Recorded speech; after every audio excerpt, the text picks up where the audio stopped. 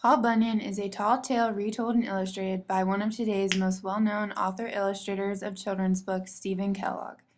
Born on October 26, 1941, Stephen Kellogg is no stranger to the University of Findlay's Mazza Museum of International Art from Picture Books.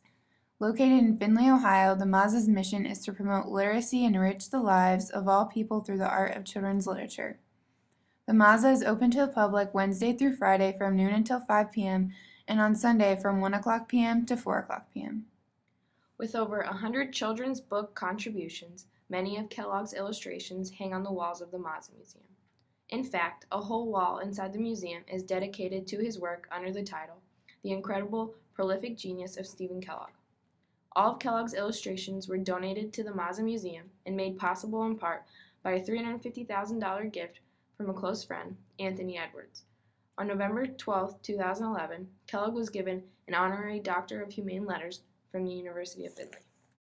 Many of Kellogg's works express endearing characters and animals that portray movement and energy across complex pages of duet words and pictures. One of Kellogg's illustrations, titled Paul Bunyan, from his book also titled Paul Bunyan, is no exception to his energetic way of expressing enthusiasm in his work.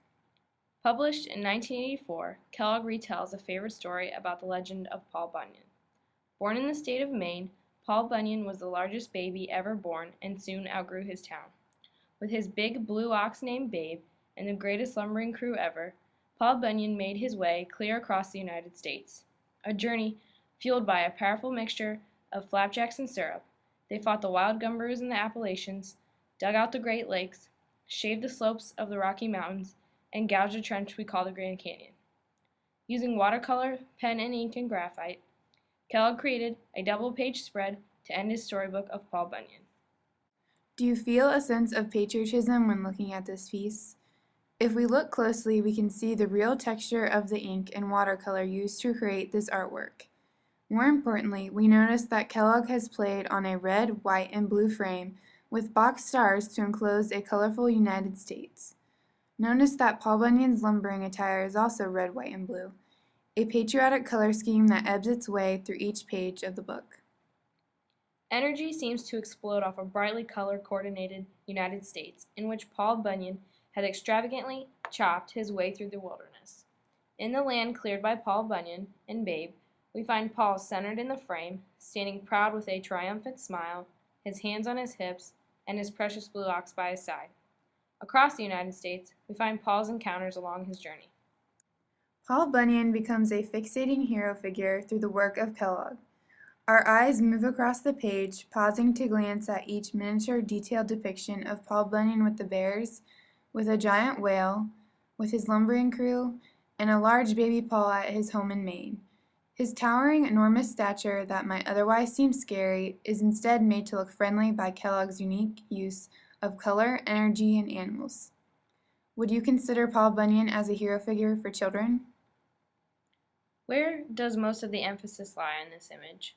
Our focus lies in the center of the frame, where Paul and Babe split the gutter of the book. Above and below them, a towering stack of logs and a hissing red-eyed snake are symmetrically split at the center of the image as well.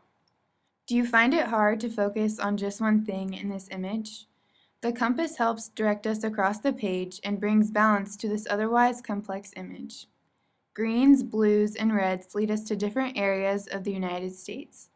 In the north, we find Paul hanging with some bears amongst a wooded forest where animals peek their bodies around the trees. In the west, we find Paul's lumbering crew chopping logs with axes and stacking them high in a triangular pile. To the south, we witness a frightened Paul encountering a speckled rattlesnake wrapped around a cactus in the desert. And to the east, we find a young Paul at his home and the head of a mysterious green monster just underneath. This complex image details Paul Bunyan as a heroic figure for children, one who can carry a whole tree log in his arms and yet make friends with the animals in the woods. The energetic movement of this image gives children a world in which they are consumed in color and out of the ordinary experiences only a hero would face. Animals, color representation, and the tiny stories of a legendary Paul Bunyan come together to attract the childhood audience and amaze the parent.